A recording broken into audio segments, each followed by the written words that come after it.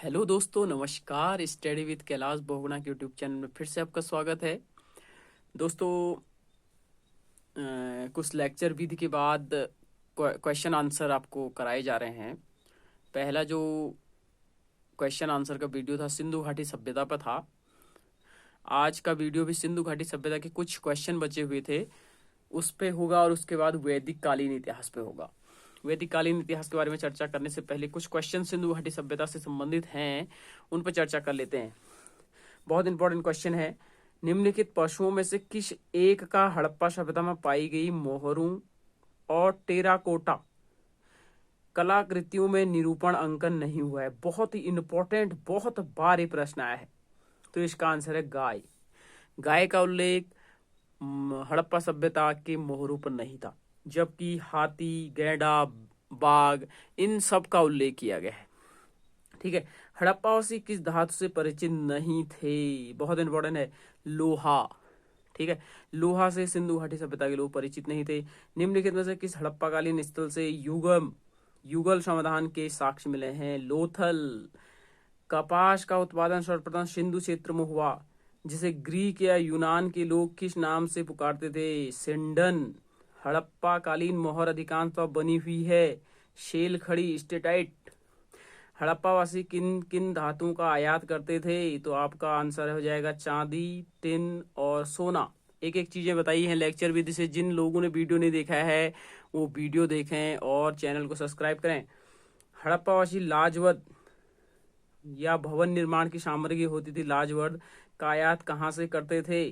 तो इसका आंसर है हिंदूकुश क्षेत्र के बदखंसा से। ये प्रश्न बहुत बार आया है, वेरी इंपॉर्टेंट क्वेश्चन है कि लाजवद मणि का प्रयोग कहाँ से करते थे? तो हिंदूकुश क्षेत्र बदखंसा से करते थे। अफगानिस्तान स्थित सिंधु सभ्यता के स्थल हैं तो मुंडीगाग, शोर्तगोई और देह मोरा घुंडई, ये सभी स्थल हैं। कौन कौन से नगर सिंधु सभ्यता का बंदरगाह नगर थे? तो लोथल और शुतकांगिदोर, अल्लाहदीन और बालाकोट और कुनतासी। ये सात छः पाँच के पांच जो स्थल हैं, लोथल, शुतकांगिदोर, अल्लाहदीन और बालाकोट और कुनतासी, ये सब बंदरगाही क्षेत्र थे। ठीक है। मोहनजोदड़ो से प्राप्त पशु व शिव आदि शिव मोहरों में किन किन जानवरों का अंकन मिलता है? तो बाघ और हाथी, गैंडा और भैंसा, हिरन, इन सब का उल्लेख मिलता है। सिंधु किस हड़प्पाकालीन स्थल से नृत्य मुद्रा वाली स्त्री की कांस्य मूर्ति प्राप्त होती है? बहुत इंपॉर्टेंट, मोहनजोदड़ो। किस हड़प्पाकालीन स्थल से पुजारी की प्रस्तुत मूर्ति प्राप्त होती है? हड़प्पा से पुजारी की प्रस्तुत मूर्ति मिलती है हड़प्पा से। किस सिंधु कालीन स्थल से एक ईंट पर बिल्ली का पीछा करते हुए कुत्ते के पंजों का निशान मिला है? बहुत इंपॉर्टेंट, चन्हू। ठीक है। उसके बाद किस हड़प्पाकालीन स्थल से प्राप्त जार पर चोंच में मछली दबाए चिड़िया एवं पेड़ के नीचे खड़ी लोमड़ी का चित्रांकन मिलता है, जो पंचतंत्र के लोमड़ी की कहानी का सदृश है? यह है लोथल। स्वतंत्रता के बाद भारत में सबसे अधिक संख्या में हड़प्पा युगीन स्थलों की खोज हुई गुजरात राज्य में। निम्नलिखित में से कौन सी फसल हड़प्पाकालीन लोगों द्वारा उत्पादित नहीं की जाती थी? नहीं वाले क्वेश्चनों पर जरूर ध्यान रखें। दालें, जौ, चावल, गेहूं सबका आयात करते थे या उगाते थे, लेकिन दालों का बहुत ही कम था। उसके बाद मिलान एक को करना है। हड़प्पा तथा मोहनजोदड़ो अब विलुप्त हो गए हैं, बिल्कुल सही है। वे उत्खनन के दौरान प्रकट हुए थे, ये भी सही। तो ए आर दोनों सही हैं, ए आर की सही व्याख्या है। तो ये हड़प्पाकालीन संबंधित कुछ प्रश्न थे। अब बात होती है ऋग्वैदिक काल, जिसको हम आर्य सभ्यता के नाम से भी जानते हैं, और इसके दो पार्ट मैंने आपको बताए थे, एक वैदिक काल और दूसरा उत्तर वैदिक काल। ठीक है। तो वैदिक काल जो 1500 बीसी से लेकर 600 बीसी का काल कहलाता है वैदिक काल। ठीक है। तो इसमें पहला प्रश्न है कि पूर्व वैदिक काल, जिसको ऋग्वैदिक संस्कृत काल कहते हैं, का कार्यकाल क्या है? तो 1500 बीसी से 1000 बीसी। उत्तर वैदिक संस्कृत का काल किसे माना जाता है? 1000 बीसी से 600 बीसी का काल उत्तर वैदिक काल माना जाता है। आर्य शब्द का शाब्दिक अर्थ क्या है? तो वीर और योद्धा आर्य शब्द का मुख्य अर्थ है। ठीक है। प्रारंभिक आर्यों के बारे में निम्न कथनों में से कौन सा सही नहीं है? तो उसका उत्तर है वे घुड़सवारी किया करते थे। ठीक है। निम्नलिखित में से किस फसल का ज्ञान वैदिक काल के लोगों को नहीं था? तंबाकू का ज्ञान वैदिक काल के लोगों को नहीं था। उत्तर वैदिक काल के वेद विरोधी और ब्राह्मण विरोधी धार्मिक अध्यापकों का किस नाम से जाना जाता था? अर्थवन, बहुत ही इंपॉर्टेंट है। अर्थवन किसे कहते थे? उत्तर वैदिक काल के वेद विरोधी और ब्राह्मण विरोधी धार्मिक अध्यापकों को अर्थवन श्रवण कहा जाता था। ठीक है, श्रवण किसे कहते थे? वेद विरोधी और ब्राह्मण विरोधी धार्मिक अध्यापकों को श्रवण कहा जाता था। वैदिक गणित का महत्वपूर्ण अंग है, बहुत इंपॉर्टेंट है, शूल्य सूत्र, जो स्रोत सूत्र का भाग है। वैदिक गणित बहुत बार प्रश्न पूछा जा चुका है। वैदिक गणित का महत्वपूर्ण अंग है शूल्य सूत्र। ठीक है, किस वेद में प्राचीन वैदिक युग की संस्कृत के बारे में सूचना दी गई है? ऋग्वेद। निम्नलिखित में से उत्तर वैदिक काल में लिखे गए ग्रंथों का सही क्रम, तो आपका वेद पहला, फिर ब्राह्मण, फिर आरण्यक, फिर उपनिषद, सबसे अंत में उपनिषद।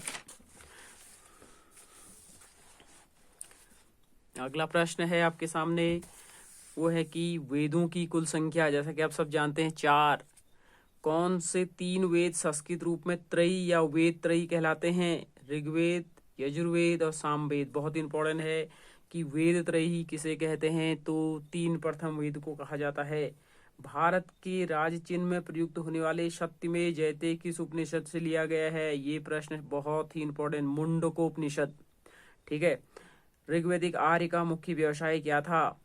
तो ऋग्वैदिक आर्य का जो मुख्य व्यवसाय था पशुपालन था। ठीक है, जो मैंने बताया 1500 BC से लेकर 1000 BC, ये उस काल को कह रहे हैं, तो उस समय पशुपालन मुख्य व्यवसाय था। ठीक है, अगला प्रश्न है,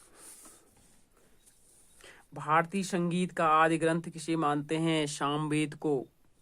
प्रथम विधि निर्माता कौन है? मनु। कृष्ण भक्ति का प्रथम और प्रधान ग्रंथ का नाम बताइए? श्रीमद् भागवत गीता। ऋग्वेद में संपत्ति का प्रमुख रूप है। ऋग्वेद में संपत्ति का प्रमुख रूप क्या है? तो गोधन, जिसको गाय कह सकते हैं। ऋग्वेद के किस मंडल में शूद्र का उल्लेख पहली बार हुआ है? बहुत इंपॉर्टेंट, 10वें मंडल में। पुराणों की संख्या कितनी है? 18 है। वैदिक धर्म का मुख्य लक्षण इनमें से किसकी उपासना थी? वैदिक में प्रकृति की उपासना की जाती थी। किस देवता के लिए ऋग्वेद में पुरंदर शब्द का उल्लेख है? इंद्र। इंद्र के लिए पुरंदर शब्द का उल्लेख है। शूल्य सूत्र किस विषय से संबंधित है? अभी बताया था आपको, ज्यामिति। ठीक है, शूल्य सूत्र गणित और ज्यामिति से संबंधित था।